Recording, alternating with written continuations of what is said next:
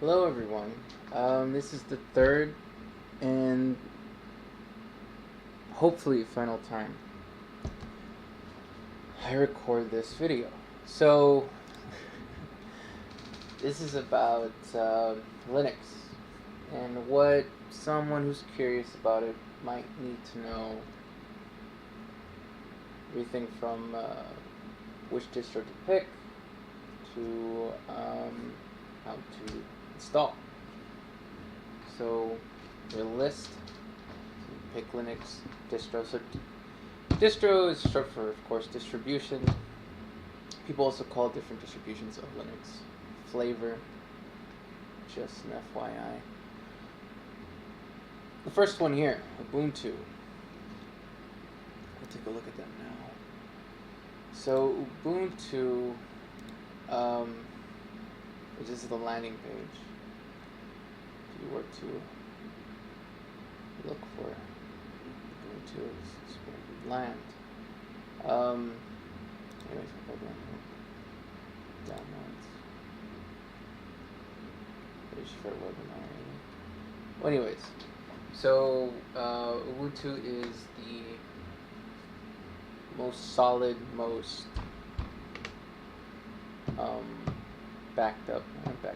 supported distribution of Linux of all time. Is the granddaddy of all the granddaddy. It's just the most stable. There we go here.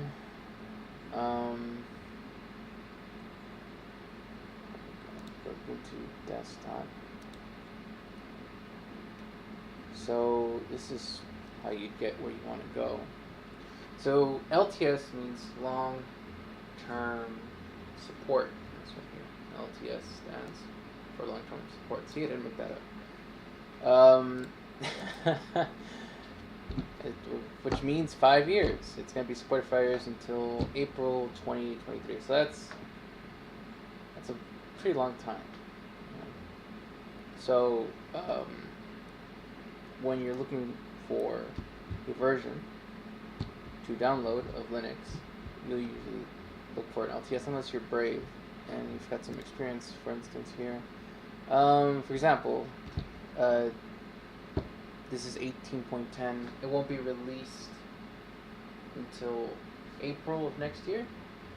Oh, by the way, this is DistroWatch. This is where you go to look up different distributions and or flavors of Linux. Here's the ranking system, people who download and like it the most. So Charles first Mint, Elementary, which is close to Mac OS in style. Mac OS is based on Unix, which is why it has Bash in it. That's neither here nor there. Ubuntu's at number 5, of course, because, well, I mean, it's just so widely used. It's everyone's first Linux, so people would get bored of it, right? Fedora is really nice for organization. If you want to be organized, that's really, really great. OpenSUSE is a server. So is CentOS. Zorin and Arc. Well, anyways, I can go on and on. But eventually, April of next year, they'll have 18.10 here for you to pick or not pick. I suggest getting for the LTS, but you can pick the other one. Thing is, with the other one, it might glitch out. You might lose some information, yada yada. So that's really up to you. Number 2. One of my favorites here is Ubuntu Mate, and it is gorgeous. This is actually it's fortunate to have this picture up. This is what you would do. This is what you would look for when you want to download applications for your operating system. They have this in all the Ubuntu flavors, which, let's see if we can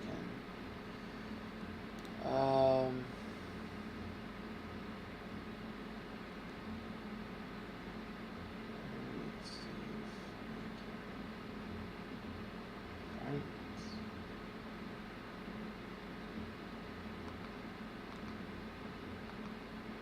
Where was it?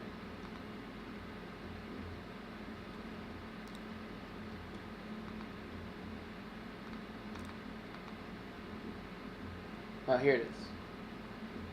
Sorry. It was here the whole time. My goodness.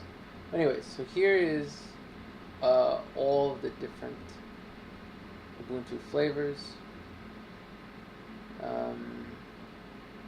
Two I picked out of these bunch that you probably want more than the others. Well, anyway, so here is where you'd go to keep your distro up to date and to download applications. You don't have to use the terminal, but of course if you want to learn the terminal, it's all up to you. Usually people stay away from Linux because about 5 years ago, and every year after, before, it was precedingly more and more difficult to not only to install but to manage. But now it's just incredibly simple. If you have an hour to look up videos and to read a few blog posts, you can figure anything out. So there's no real reason not to try at least, right? So this here is just how it looks like. It's gorgeous. It's my favorite, my personal favorite. When you use, oh, that's right. And go down here to download. Here, downloads, desktop. We have the recommended. This recommended here is for 64-bit. We're not gonna look at 32-bit, although it is amazing here. We're gonna get 32-bit. This is great. 3 gigs of RAM for the main memory. 64-bit capable Intel or AMD processor.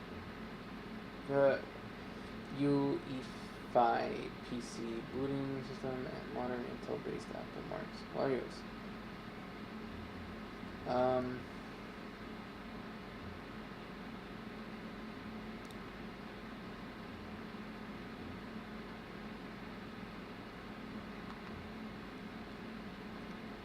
sorry.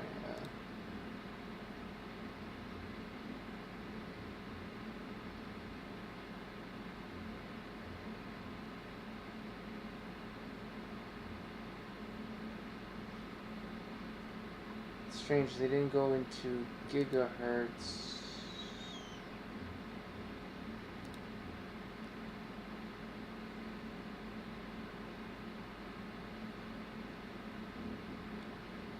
I mean, you can. Oh, don't be scared by this. You don't have to. It's free. All right, don't worry about it. I was hoping they'd go into gigahertz. That is too bad.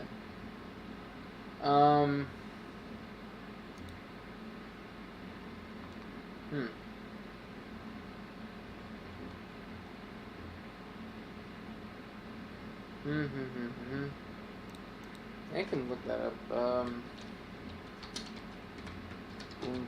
Monte recommended specs. Saw that, right? I can't write. Don't blame me. I can't write. Here we go. That's how you find things out, though. All right. I'm not gonna record this again. We're learning together. Here we go. So 5 gigabytes of free disk space. Processor. Huh. See this? 1 gigabyte. 10 gigabytes free disk space. So this is, like I said, this is super lightweight. My favorite, it's pretty. All this. This one's for extremely lightweight. Look at this recommended. 64-bit version. If you put 32-bit, you can go back as far as 2007. That's pretty. I mean, it's pretty too much already. But that's impressive. So, as you can see here, this thing will work on any computer. I put it on one of my oldest computers and it worked beautifully. Can't recommend this one enough. Anyways, so you pick one, right? So it's most likely going to be 64-bit. See here, this is an ISO. So you see the last, it's ISO.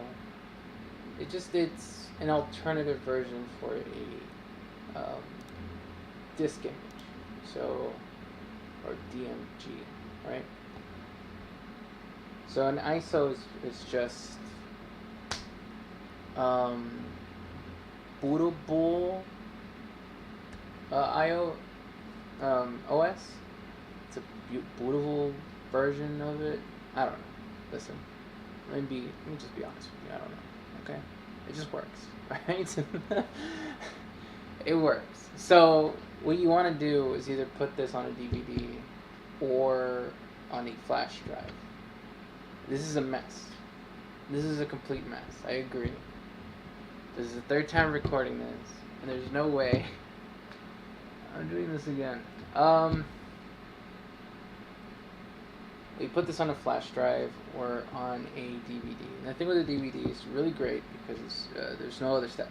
You just burn it on DVD. There you go. You put it in the optical drive. You go into the boot order. You change the boot order so that the DVD or the optical drive boots first, and that's it. The flash drive is different because you can't just put it inside of the flash drive. You have to make the flash drive into a bootable flash drive. There's a whole process. It's a big headache. Luckily, some beautiful person or a group of beautiful people make this. You just select the image, so it opens up your file manager, and it only sees ISOs. You can't mess it up whatsoever. Then you click here, and this looks for an external memory device, external hard drive or flash drive. I recommend flash drive.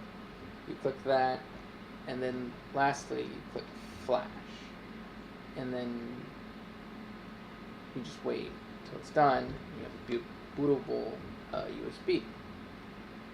You go into your boot order, or boot menu. And the way you do that is that you restart your computer. When you restart your computer, in the bottom of the screen usually they'll have a few buttons. They'll tell you this is how you get into BIOS, this is how you get into boot order. Sometimes the boot menu is inside of the BIOS, sometimes it's outside, depending on the motherboard. Because the motherboard has a read-only GUI that is unique to each motherboard. Depending on what your computer you have, it's going to be different. So what I do is when I restart a computer, I'll take a picture, because they'll go by fast, briefly, just a moment's notice. Your eyes will panic. You can't read for those few seconds. It's happening to everyone. Just don't be a hero. Just take out your camera, take a picture of it, restart it one more time, read it, see what button. Usually it's F2, maybe it's F12, F11, sometimes it's escape. You click on that like crazy.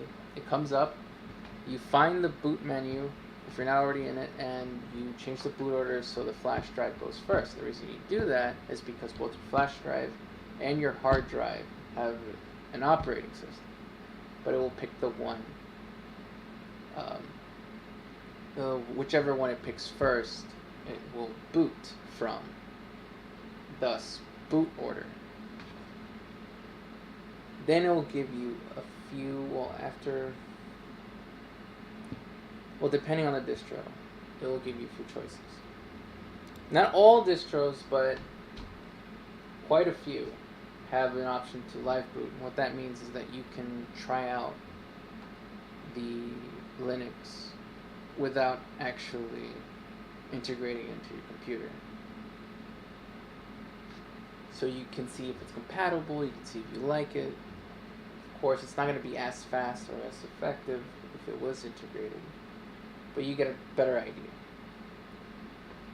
Then there's the completely wipe clean hard drive option, which is you destroy all of your files, including your operating system. You start new with the new operating system, whatever Linux you picked. Then there's the most picked option, transfer. It transfer all your files, so your pictures and your videos and movies and photos, documents, files, PDFs, whatever is on your computer is transferred over to Linux, and it simply just destroys the operating system you had previously.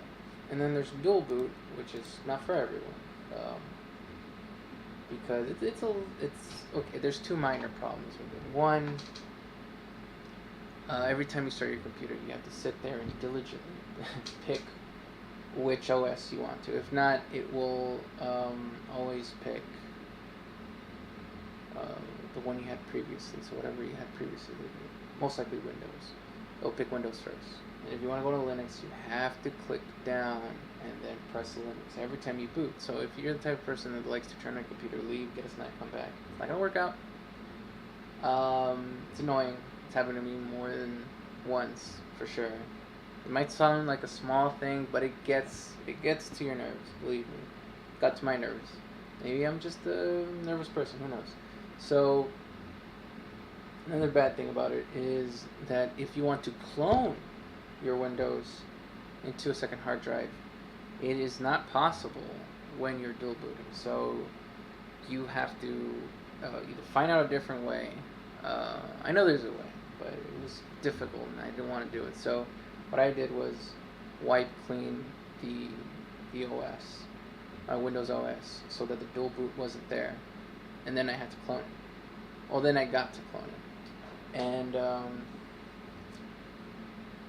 anyways, that's it. That's after that you just configure the OS, and you're on your way to enjoying your new Linux operating system. I just, maybe I forgot to tell you that one of the reasons that Ubuntu is so great is I got so excited. The first time I talked about this, I forgot to tell you that one of the reasons this is fantastic is because other lightweight distributions like Light Linux, which you can see is here, it's completely stripped down. The reason it's light is completely just stripped down. So some of these don't even have Wi-Fi. Like you have to get the drivers for the Wi-Fi. You have to get the drivers for this, the drivers for that. You have to download this application, that application. Out of the box, this is the bare minimum everybody wants. It has your browser, has your Wi-Fi drivers, it has LibreOffice, it has whatever basic need you want, right? So if you have a very old computer and you just want to give it new life, maybe hand it over to your grandparents or something. Put an extra 4 gigs of RAM in there, and put this Ubuntu in whatever old laptop, hand it over to your grandparents. It makes a lot of sense. You could totally do that. And I know what you think. Oh, it's a Linux for grandparents, but I'm telling you, it's not as impossible as people make it out to be at all. Look at it. It's basically Windows now. It's basically Windows. So I don't know. I guess that's it. I rambled on. I apologize, but I'm not very good at this yet. But I hope you liked the video. Thank you.